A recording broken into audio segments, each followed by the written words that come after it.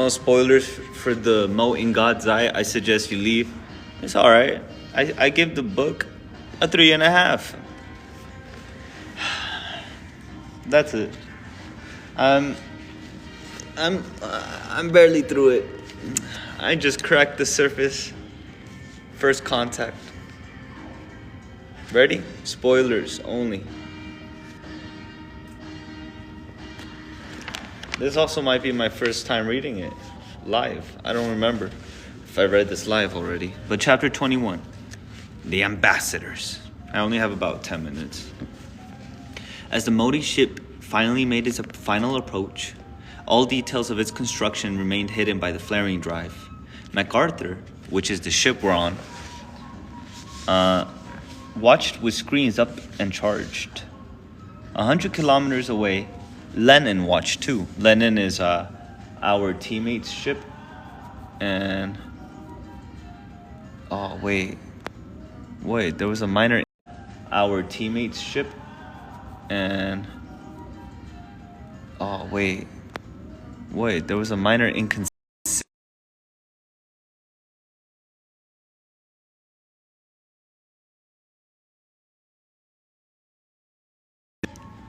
Damn, that's not good.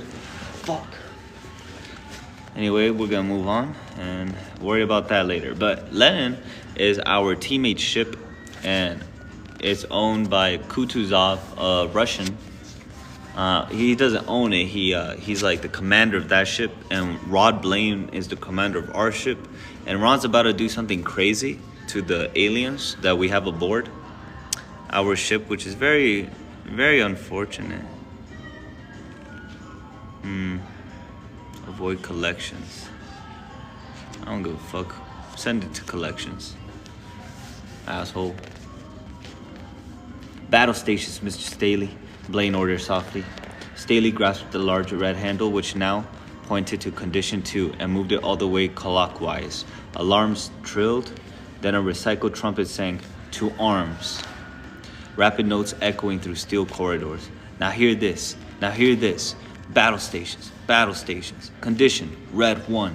Officers and crew rushed to action stations. Gun crews, talkers, torpedo men, marines, shop fitters and cooks and storekeepers became damage control men. Surgeon mates manned emergency aid stations throughout the ship, all quickly, all silently. Rod felt a burst of pride.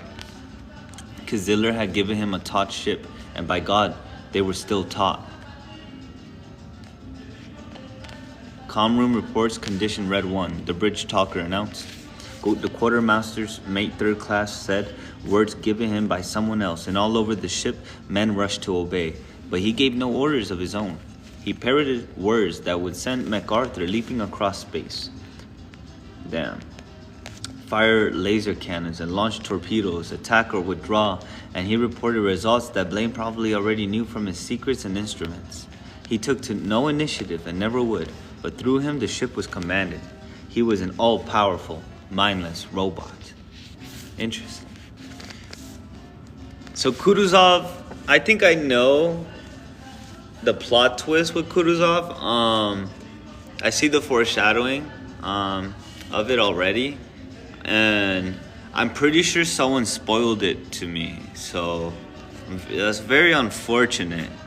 That would have been a really nice surprise, but I would have caught this, honestly, because I do see the foreshadowing, and it is a 1974 novel, so I don't know. I feel like, I don't know. Let's just see what it does. Let's see if I'm right, if my spoiler was right. Where are we? Gunnery stations report, condition red 1. Marine commanders reports, condition red 1. Staley, have the Marines now on sentry duty continue the search for those missing aliens, Blaine ordered. Aye, aye, sir. Damage control reports, condition 1, red 1. The Mote ship decelerated toward MacArthur.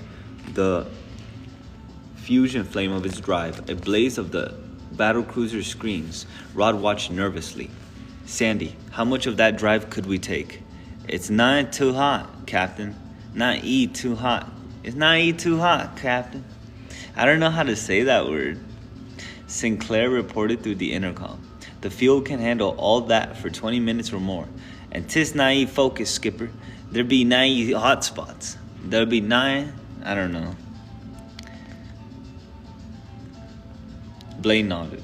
He'd reached the same conclusion, but it was wise to check when possible. He watched the light grow steadily. Peaceful enough, Rod told Renner, even if it is a warship. I'm not so sure it is one, Captain. Renner seemed very much at ease. Even if the Mote should attack, he'd be more a spectator than a participant.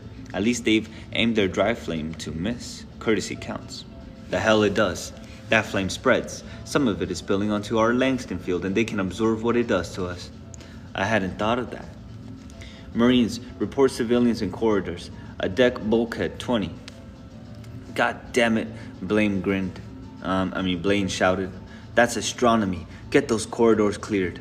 It'll be Buckman, Renner grinned, and they'll have their troubles getting him to his stateroom. Yeah. Mr. Staley, tell the Marines to put Buckman in his cabin, even if they have to frog march him there. Whitebread grinned to himself. MacArthur was in free fall, all her spin gone. Now, how would the Marines frog march the astrophysicist in that? Torpedo rooms report condition red 1. Torpedoes armed and ready. No way! Torpedoes are ready? Bro, don't attack the ship, please. Please, please, please. It's not doing anything, okay? Oh my God, I'm so scared. I am so scared because they're Americans. And you know what it says in the book? That white Caucasians are the most populated race in the galaxy. Bro, the British went and conquered. Fuck. Where are my Hispanics, brother? Where are we? There's not one Jose in the book, MacArthur.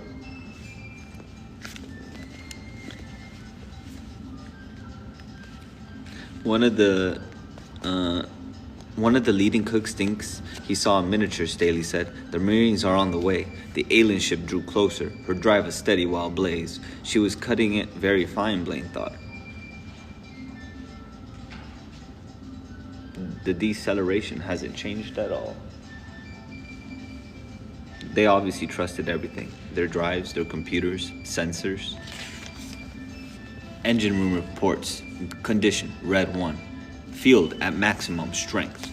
The Marines have Dr. Buckman in his stateroom, Staley said. Dr. Horvath is on the intercom. He wants to complain. Listen to him, Staley, but not for long. Gunnery reports all batteries locked onto alien craft. Locked on and tracking. MacArthur was at full alert. All through the ship, her crew waited at action stations. All non-essential equipment located near the ship's hull had been sent below. The tower containing Blaine's patrol cabin, oh my God, I'm so scared, stuck out of the battlecruiser's hull like an afterthought.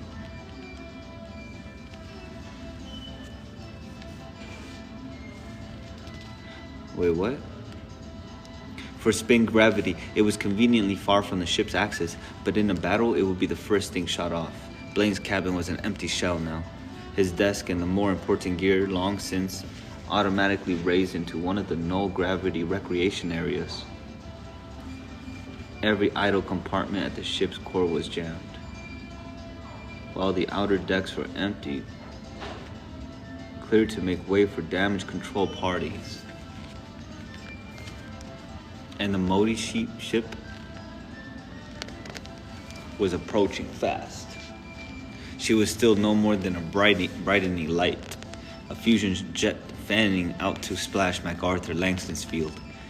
Gunnery reports alien ship decelerating at 0.870 gravities. No surprises, said Renner Soto voice.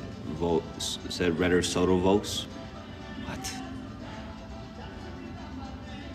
The light expanded to fill the screen, and then dimmed. Next moment, the alien ship was sliding precisely alongside the battlecruiser. and his drive flame was already off. It was as if the vessel had entered an invisible dock predetermined 6 days ago. The thing was at rest. Relative to MacArthur, Rod saw shadows moving within the inflated rings at its fore end. Renner snarled an ugly sound, his face contorted. Goddamn show-offs. Mr. Renner, control yourself. Sorry, sir. That's the most astounding feat of astrogation I've ever heard of. If anyone ever tried to tell me about it, I call him a liar. Who do you think they are? Renner was genuinely angry. Any astrogator in training that tried a stunt like that would be out on his tail if he lived through the crash. Blaine nodded. The Mote pilot had left no margin of error at all. And I was wrong. That couldn't possibly be a warship. Look at it. It's not a warship, and it's doing shit we've never seen before. Oh my God, what's going on? Hey, peaceful. Do it peacefully. Please. Please, humans.